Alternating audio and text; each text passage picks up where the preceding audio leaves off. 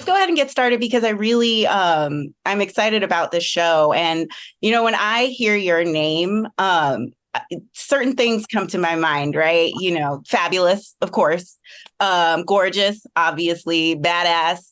Kill Bill's one of my favorites, and also my favorite episode of Living Single. I love that episode that you're in. With the Heavy D. But I'm now excited I can add true crime to this list.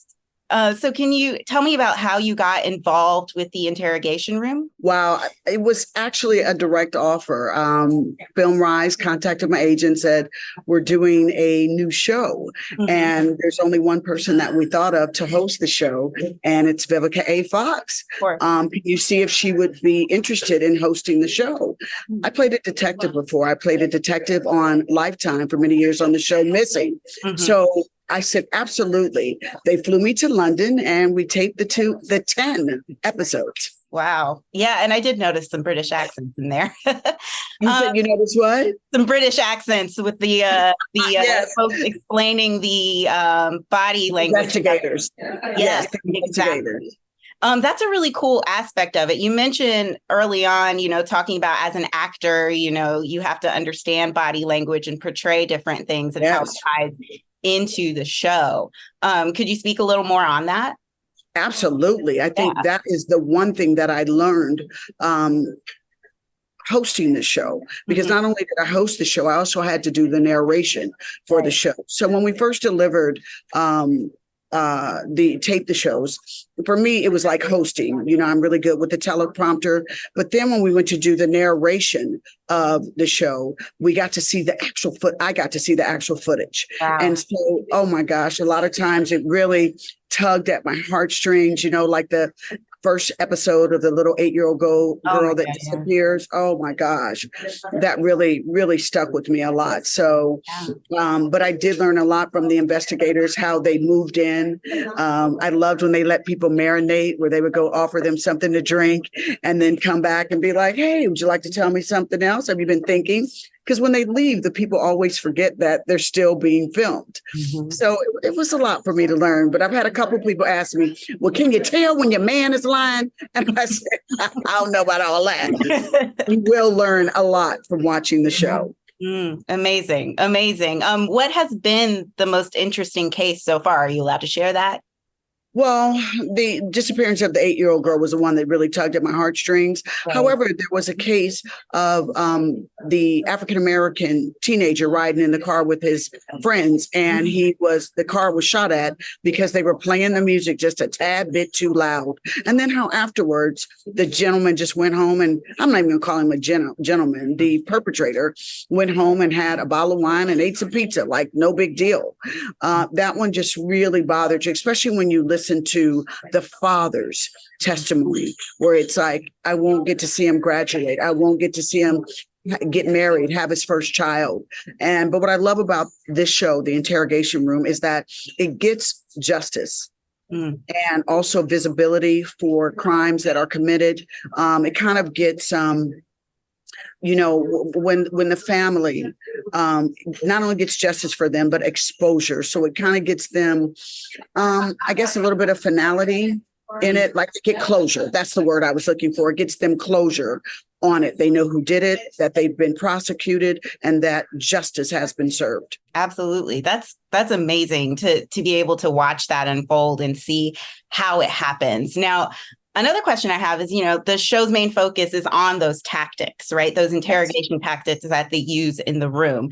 There are lots of instances of coerced confessions. Is that something that the show will ever address? Well, in the 10 episodes, I can honestly say no, because that never happened. We got some straight up investigators that are doing right by the law. And I think that that's important as well to see, especially in cases nowadays where we have coerced confessions and police brutality going on, that it's good to see a positive aspect of law enforcement. Absolutely. Absolutely. No, that makes a lot of sense. We do want to see the good side. Because you got your good cop, bad cop. I mean, I think that's the only thing that you may have the good cop, bad cop when they're trying to get a confession, that you got one guy that's, playing it one way and another guy playing it another way. But overall, it's a team effort. Absolutely. Well, I do want to also chat with you about some other stuff that you are Vivica A. Fox. You are an actress. You're so much more than an actress, though, too. You're an author. Yes. You're an entrepreneur. Director. Yes, you are everything. I almost started singing with Shaka Khan, but we're not going to do that. Can you tell me more about your off-screen endeavors? Oh gosh, my off-screen endeavors. Well, I have the Vivica A. Fox hair collection. That I've been doing for 16 years. Can you believe that? Wild. Yes, and then soon I might be able to share a little surprise with you all when it comes to fashion. So stay tuned for that. Stay tuned for that. I know I had Fati Bree, but I have a new wonderful adventure that we're in the prospect of closing the deal. I have a Lifetime Christmas movie that's going to be coming out. And then I also just did a film directed by my Empire nephew, Jussie Smollett. And then we have the First Lady of Black Mafia Family, the Tanisha Welch story, which I directed. Yes. So I've been a very busy and blessed bee lately. Absolutely. That's wonderful. Congratulations on that. I'm excited. Is this your directorial debut, or I can't recall? Well, Tressa Sandalwood from Megamind Media. She had me do a short for BET Plus Women's Month, where we deal with social issues that we don't like to talk about. My short dealt with mental illness and homelessness. She loved how much I worked, how good I delivered on everything, that I'm an actor's director.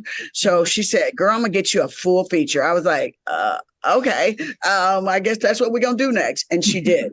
So it's a full-length feature that will be coming out this October. Amazing. I'm going to have to keep an eye out for it. Thank you. Of course. Now, I do have to ask, because recently you made some comments about your love life. Oh, I gotta. What do you want from in the love department, in the romance department? What are you looking for? I want a partner more than anything else. I want someone that has their own identity, their own career, their own money. But more importantly, I want somebody that's going to be fun, that likes to travel, that likes to enjoy sports, that's comfortable in their own skin. So please don't be looking for no sugar mama and for me to help you figure out your identity. That's why I say I want them to, I'm looking for a grown up to have a fun relationship with more than anything else. Of course. You deserve that. 100%. Okay. Like you said, it is my turn. You take care of me. You still do things. Yeah, a lot of people, what's that new thing? They're looking for their softer side. You know what I mean? So it's not so much me in control and me doing things. I'd like halfway of a softer side, because I still got to have my own identity, and I love working. So I'm looking for the best of both worlds. That's why I said a partner and not a husband, or, you know what I mean? Someone who expects you to take care of the house. No. Yeah. Y'all together. I got that. I love it. So I do have one more question. Do you have any advice for the broke young Black women out here trying to build a professional life that they can be passionate about? This is mostly for me. Absolutely.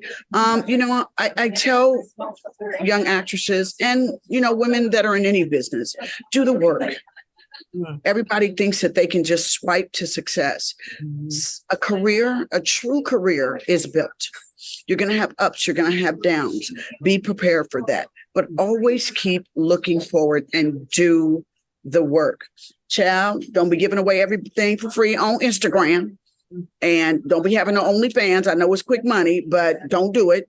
Don't do it.com. Do you know what I mean? Because it'll come back and haunt you. Because nowadays, whatever you put out, and I want young girls to know this, whatever you put on the internet, whatever you put there, it is forever logged.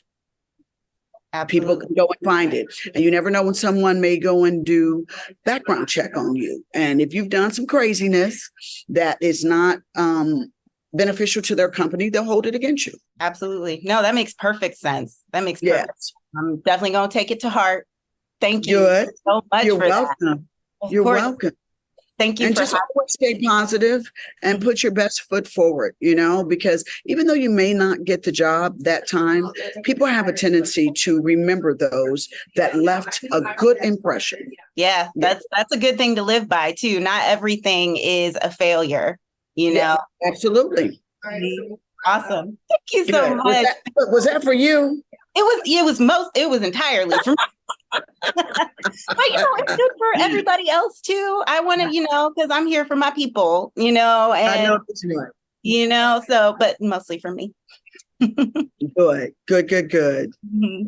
Well, so thank you so much. We want to let everybody know that Saturday, July 1st, the Interrogation Room, hosted by your girl Vivica A. Fox, will be dropping. You can binge watch all 10 episodes, and it's available on Roku, Tubi, and Amazon Freevee.